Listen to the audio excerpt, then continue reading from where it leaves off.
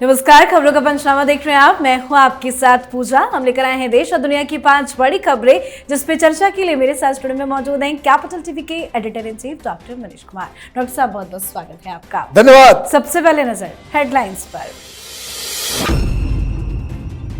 Hezbollah Israel जंग के बीच PM Modi ने नेतन्याहू से फोन पर की बात, कहा आतंकवाद के लिए कोई जगह नहीं, भारत शांति के लिए प्रतिबद्ध। जम्मू कश्मीर चुनाव के तीसरे चरण की वोटिंग हुई पूरी, लोगों में दिखा गजब का उत्साह, बूथों पर लगी लंबी लंबी कतारें। तो वहीं हरियाणा चुनाव में भी कांग्रेस की खटाखट स्कीम का फर्जीवाड़ा आया सामने। मुडा घोटाला मामले में बढ़ी सिद्धारमैया की मुश्किलें, ईडी ने सिद्धारमैया के खिलाफ दर्ज किया केस। एक्शन की डर से पत्नी ने कहा ले लो 14 प्लॉट, मुडा को लिखी चिट्ठी। सोनम वांगचुक को हिरासत में लेते ही बढ़ गई राजनीतिक सरगर्मी, मोदी सरकार पर कांग्रेस और आम आदमी पार्टी हमलावर। आतिशी को मुलाकात से रोका तो आम आदमी पार्टी ने किया विरोध प्रदर्शन। बुलडोजर एक्शन पर लगी अंतरिम रोक रहेगी जारी, सुप्रीम कोर्ट ने फैसला रखा सुरक्षित। सुनवाई के दौरान आज सुप्रीम कोर्ट ने की कड़ी टिप्पणी। खबरों की शुरुआत में सबसे पहले बात हिजबुल्लाह इजराइल जंग के बीच भारत के स्टैंड की। इजराइल ने अभी हाल ही में हमास के लेबनान में एयर स्ट्राइक की, जिसमें हिजबुल्लाह चीफ हसन नसरल्लाह की मौत हो गई। हसन नसरल्लाह के अलावा 20 से ज्यादा आतंकवादी भी एयर स्ट्राइक में मारे गए। हिजबुल्लाह चीफ की मौत के बाद प्रधानमंत्री नरेंद्र मोदी ने इजराइल के प्रधानमंत्री नेतन्याहू से फोन पर बातचीत की है। इस बातचीत में पीएम मोदी ने कहा कि दुनिया में आतंकवाद के लिए कोई जगह नहीं है। प्रधानमंत्री मोदी ने इजराइल के प्रधानमंत्री से बातचीत के संबंध में अपने सोशल मीडिया एक्स हैंडल पर भी पोस्टर शेयर किया, जिसमें उन्होंने कहा कि भारत शांति और स्थिरता की शीघ्र बहाली के प्रयासों का समर्थन करने के लिए प्रतिबद्ध है। जंग के बीच में पीएम मोदी ने फोन पर बातचीत की है। क्या है भारत का स्टैंड? भारत का स्टैंड बिल्कुल साफ है। प्रधानमंत्री ने क्लियर कह दिया कि आतंकवाद के लिए पूरी दुनिया में कोई जगह नहीं है। कहने का मतलब नसरुल्लाह को जो मारा गया, हिजबुल्लाह को जो खत्म किया जा रहा है, जो ताबड़तोड़ कार्रवाई हो रही है, उससे आतंकवाद का विनाश होगा। भारत बड़ी मुस्तैदी के साथ इजराइल के साथ खड़ा है। अब एक और खबर आ गई, अब बहुत ही इंपॉर्टेंट खबर है। एक शख्स का नाम है रिनसन जोस। ये कौन है? ये दरअसल एक केरल बॉर्न, माने केरल के जन्मे हुए, माने हिंदुस्तानी है, और बुल्गारिया में वो अपनी टेक कंपनी चलाते हैं। अभी आपने सुना होगा सारे पेजर उड़ रहे थे, लोगों का शरीर के किसी न किसी अंग को खा जा रहा था। कई सारे लोगों की मौत हुई, 30 मौतें हुई और कई सैकड़ों में लोगों को जो घायल हुए, ये सब हिजबुल्लाह के आतंकी थे। अब इंडियन कनेक्शन निकल आया है, लुकआउट नोटिस जारी किया जा रहा है, ढूंढा जा रहा है। अब पता नहीं वो कहां गायब हो गया ये सब काम करके। तो मुझे लग रहा है कि ये इंडियन नाम आना और जिस तरीके से हिजबुल्लाह के ऊपर वो पेजर अटैक हुआ, कई सारी चीजें होंगी जो इजराइल और भारत को एक साथ मिलकर निपटाना होगा। जी, अब बात चुनावी समर की। जम्मू कश्मीर विधानसभा चुनाव के तीसरे चरण का आज मतदान पूरा हुआ। इस चरण में 7 जिलों की 40 सीटों के लिए वोटिंग हुई। इस चरण में उतरे 415 उम्मीदवारों की किस्मत ईवीएम में कैद हो गई है। वोटिंग के दौरान लोगों में गजब का उत्साह आज भी नजर आया। बूथों पर लंबी लंबी कतारें दिखी, तो दूसरी तरफ हरियाणा चुनाव को लेकर भी जमकर प्रचार किया जा रहा है। आज राहुल गांधी ने बहादुरगढ़ से लेकर सोनीपत तक रोड शो निकाला और जनसभा को संबोधित भी किया। कांग्रेस की अंतकलह और गुटबाजी को लेकर कहा कि जंगल में कई शेर होते हैं तो वो अक्सर आपस में भिड़ जाते हैं। पर चुनावी प्रचार के बीच कांग्रेस की हरियाणा में खटाखट स्कीम का फर्जीवाड़ा भी सामने आया है। हरियाणा में भी कांग्रेस की ठगी वाली स्कीम चालू हो गई है। कांग्रेस के कार्यकर्ता मतदाताओं से वोट के बदले 100 गज के प्लॉट और 2 कमरे का मकान देने के फॉर्म भरवा रहे हैं। जम्मू कश्मीर में तो तीसरे फेज की वोटिंग हो गई है, लेकिन हरियाणा में कांग्रेस कैसे फंस गई है? देखिए, आपने खुद ही बताया कि किस तरीके से फर्जीवाड़ा चल रहा है। ये कांग्रेस पार्टी, ये राहुल गांधी ये कहते हैं मोहब्बत की दुकान, और उस दुकान में क्या होता है, उसमें अफवाह का सामान, झूठ फरेब। आपको याद होगा कर्नाटक में ये लोग चुनाव जीत रहे थे, जीते, इनफैक्ट उनकी सरकार चल रही है, हालांकि मुसीबत में है। वहां ये गांव गांव जाकर महिलाओं को कोई एटीएम कार्ड दे रहे थे और ये कह रहे थे कि कांग्रेस पार्टी की सरकार आएगी तो इससे जाकर के 3,000 रुपए की साड़ियां तुम खरीद सकती हो। सारे लोगों ने ले लिया और जाकर के वोट दे दिया, और उसके बाद जा गए ये लोग कि भाई अब साड़ी दो, तो दुकानदारों ने भगा दिया, बोले ये कौन सा फर्जीवाड़ा है। इसी तरीके से कि 5 जुलाई को खटाखट बैंक अकाउंट में पैसे आएंगे, तो आपने देखा कैसे लखनऊ में लाइन लग गई महिलाओं की। ये झूठ और फरेब का काम इन लोगों ने गुजरात में शुरू किया था, जब वहां फॉर्म भरवा रहे थे कि जो बेघर है, जो गरीब है, मुसलमान है, उनको घर दिया जाएगा, उसकी फॉर्म भरवा ली। अब यही धंधा ये लोग हरियाणा के अंदर कर रहे हैं। प्रॉब्लम भारतीय जनता पार्टी की है। आप इस तरह के फर्जीवाड़ा को एक्सपोज नहीं करते, और इस तरह के फर्जीवाड़ा करने वालों को के खिलाफ कार्रवाई होनी चाहिए, गिरफ्तार किया जाना चाहिए। कि आप लोगों को बेवकूफ बना रहे हो इस तरीके से। तो कांग्रेस की राजनीति, राहुल गांधी की राजनीति इस आधार पर टिकी हुई है कि जनता मूर्ख है, उसको बेवकूफ बनाकर के कैसे वोट पाया जाए, इसमें अब लग रहा है कि कांग्रेस पार्टी पारंगत होती चली जा रही है। तो हरियाणा में कांग्रेस फंस गई है, तो वहीं एक और राज्य है जहां कांग्रेस की मुसीबत बढ़ती जा रही है, और वो राज्य है कर्नाटक। कर्नाटक के सीएम सिद्धरामैया की कुर्सी खतरे में आ गई है। कर्नाटक के मुडा विकास प्राधिकरण के मामले में फंसे सिद्धरामैया के खिलाफ प्रवर्तन निर्देशालय यानी ईडी ने केस भी दर्ज कर लिया है। इस एक्शन के बीच सिद्धरामैया की पत्नी पार्वती ने पूरे प्रकरण में मैसूर शहरी विकास प्राधिकरण को पत्र भी लिखा।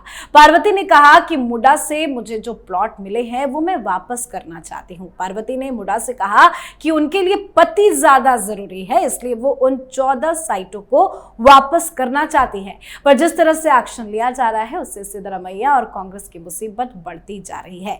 ईडी ने भी एक्शन ले लिया है। कितना बड़ा झटका है। देखिए, तो सेल्फ एडमिशन हो गया भाई। अगर आप ये कहते कि नहीं हमने कोई गड़बड़ नहीं की है, तो 14 प्लॉट वापस करने की तो कोई बात ही नहीं होती। ये ठीक है, हेमंत सोरेन की तरह खुद ही साइन करके अपनी कंपनी को सैंक्शन कर दिया।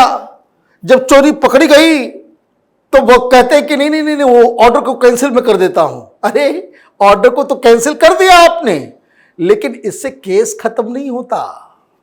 अब आपने यही काम किया कि पहले जमीन लिखवा ली, घोटाला कर दिया, और जब चोरी पकड़ी गई है तो आप कह रहे हो कि हमारे पति तो दुनिया के सबसे ईमानदार आदमी हैं। ये राजनीतिक उनके ऊपर जो ब्लेमिश जो लग रहा है, उनके ऊपर जो आरोप लग रहे हैं, उससे मैं आहत होकर के वापस कर रही हूं। अरे भाई, अगर इतना ही पति के बारे में चिंतित होती आप, तो जिस दिन आरोप लगा उसी दिन आपको ये वापस कर देना था।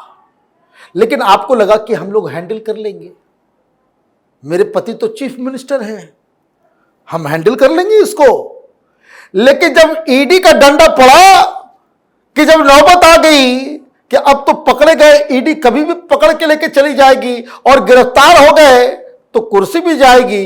कई सारे लोग गिद्ध दृष्टि बनाए हुए हैं उनकी कुर्सी के ऊपर, बाहर से नहीं, कांग्रेस पार्टी के अंदर कई सारे डेवलपमेंट्स इस तरीके से हो रहे हैं जिसमें यह साफ साफ लग रहा है कोई बीजेपी की तरफ से कहा जा रहा है। आरोप लगाए जा रहे हैं कि डीके शिव कुमार 1000 करोड़ का थैली लेकर के बैठा हुआ है, कांग्रेस पार्टी के ही लोगों को पैसे देकर के वहां पे तख्ता पलट करेगा। तो जब कुर्सी जाने का खतरा होता है तो मुंह से ईमानदारी की भाषा वो निकलने लगती है। इससे कोई फर्क नहीं पड़ने वाला। ईडी ने अपना एक्शन शुरू कर दिया है।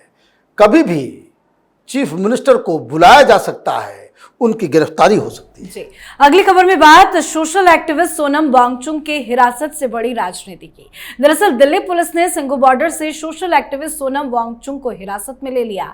वो 700 किलोमीटर लंबी दिल्ली चलो पदयात्रा करते हुए दिल्ली में प्रवेश कर रहे थे। उन्होंने महात्मा गांधी के समाधि स्थल राजघाट जाने की घोषणा की थी। उनके साथ लद्दाख के करीब 150 लोग भी थे। उन्हें भी पुलिस ने डिटेन कर लिया है। सोशल एक्टिविस्ट सोनम वांगचुक काफी समय से केंद्र शासित प्रदेश लद्दाख को छठी अनुसूची का दर्जा देने की मांग कर रहे हैं। अब दिल्ली पुलिस के इस एक्शन से राजनीति भी शुरू हो गई। दिल्ली की मुख्यमंत्री आतिशी आज सोनम वांगचुक से मिलने बवाना थाने पहुंची, लेकिन पार्टी का दावा है कि उनको मिलने नहीं दिया गया। थाने के बाहर जमकर प्रदर्शन भी किया गया। तो वहीं इस मसले पर कांग्रेस पार्टी ने भी मोदी सरकार को घेरा है। राहुल गांधी ने कहा है कि चक्रव्यूह भी टूटेगा और आपका अहंकार भी। सोनम वांगचुक के हिरासत से क्यों आम आदमी पार्टी और कांग्रेस पार्टी बौखला रही है? देखिए, वो तो होता है ना कि शहर अभी बसा नहीं और चोर डकैत जो है पहले डेरा डंडा बना लिया।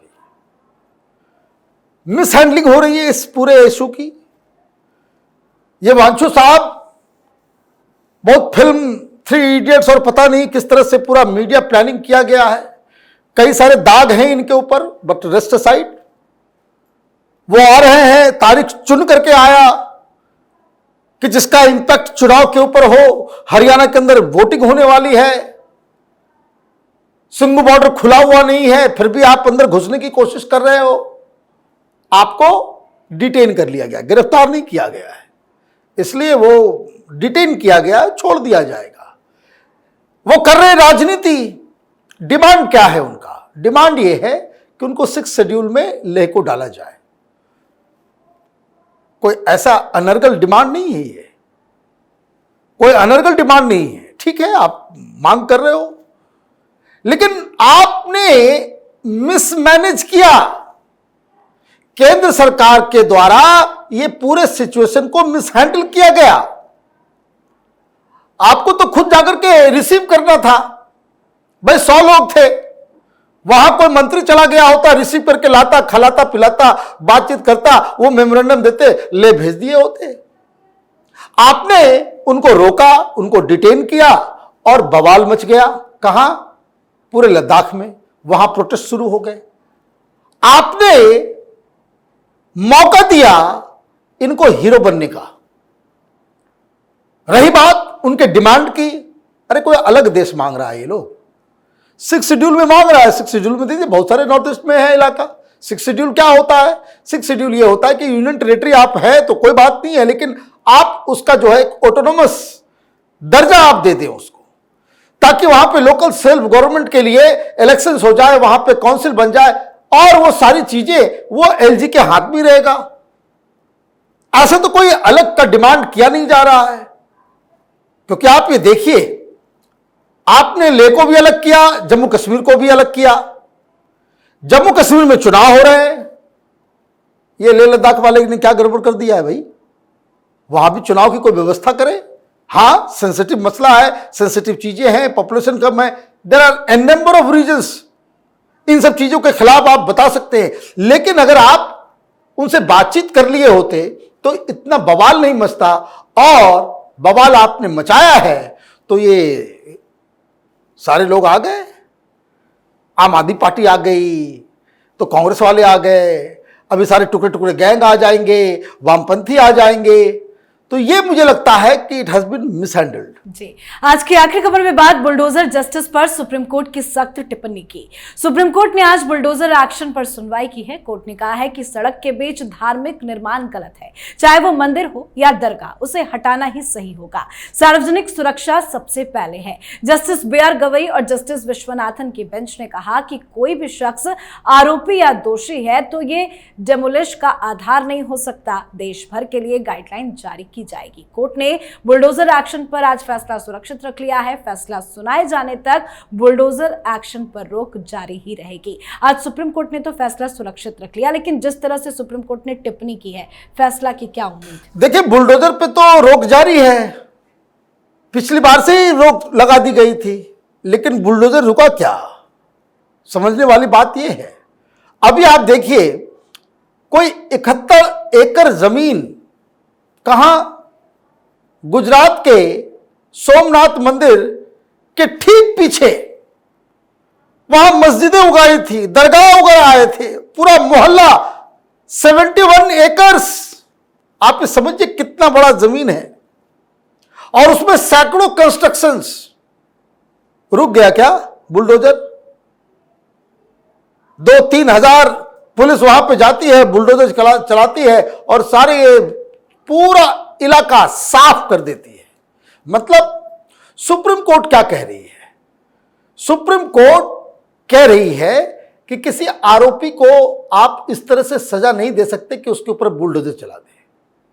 तो वहां पे सरकार की तरफ से जो वकील थे उन्होंने भी कहा कि भाई हम तो ऐसे नहीं चला रहे, हम जिसके भी घर के ऊपर बुलडोजर चलाते हैं बाकायदा कानून के हिसाब से, एक तो इलीगल कंस्ट्रक्शन होता है, दूसरा उनको हम कारण बताओ नोटिस भी देते हैं, रजिस्टर्ड नोटिस भेजा जाता है, बाकायदा रिसीव किया जाता है और उसके बाद कार्रवाई होती है। तो सुप्रीम कोर्ट के सामने ये जो तरह तरह के जो वकील हैं वो ये कह रहे हैं, कोर्ट को ये समझाने की कोशिश कर रहे हैं कि जो बुलडोजर चल रहा है ये सिर्फ मुसलमानों के ऊपर चल रहा है।